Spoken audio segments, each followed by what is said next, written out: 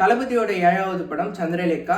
இந்த படத்துல தளபதியோட பேர் என்னன்னு பார்த்தீங்கன்னா ரஹீம். இந்த படத்தோட கதை என்னன்னு பார்த்தீங்கன்னா, தளபதி வந்து ஒரு முஸ்லீம் ஃபேமிலியை சார்ந்த ஒரு பையன். அண்டு தளபதி லவ் பண்ணுற பொண்ணு வந்து ஒரு பிராமின் ஃபேமிலியை சார்ந்த ஒரு பொண்ணு.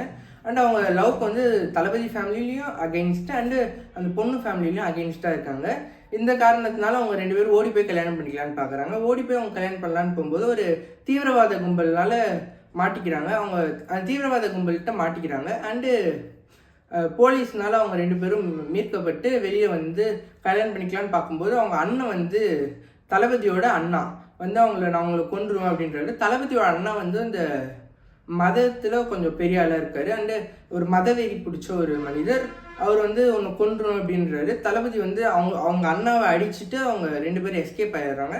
அண்டு சில நாட்களுக்கு அப்புறம் தளபதியோட ஃபேமிலியிலேருந்தும் அந்த பொண்ணோட ஃபேமிலியிலேருந்தும் ஓகே உங்களுக்கு நாங்கள் கல்யாணம் பண்ணி வைக்கிறோம் அப்படின்றாங்க. அண்டு கல்யாணம் பண்ணி வைக்கிறாங்களேன்னு அவங்க ஊருக்கு போகிறாங்க. அவங்க ஊருக்கு போயிட்டு மாலை மாற்றிக்கலான்னு பண்ணும்போது அந்த தீவிரவாத கும்பல் தளபதியை கடத்தினாங்கல்ல, அவங்க வந்து தளபதியும் அந்த பொண்ணையும் சுட்டுறாங்க. அண்டு ஃபைனலாக அவங்க சாக போகிற நிலைமைக்கு வந்துட்டாங்க. அப்போ வந்து தளபதி லவ் பண்ணுற பொண்ணு வந்து என்னையும் அவரையும் ஒன்றா புதைங்க அப்படின்றாங்க. அப்புறம் ஃபைனலாக அவங்க 2 பேர் ஃபேமிலியும் அவங்க 2 பேர்த்தையும் ஒன்றா புதைக்கிறாங்க. அதான் இந்த படத்தோட கதை. இந்த படத்தை நீங்கள் பார்க்கணுன்னு நினச்சிங்கன்னா இந்த படம் யூடியூப்லேயே ஃப்ரீயாக அவைலபிளாக இருக்குது. உங்களுக்கு ஃப்ரீ டைம் இருக்கும்போது நீங்கள் போய் பார்க்கலாம்.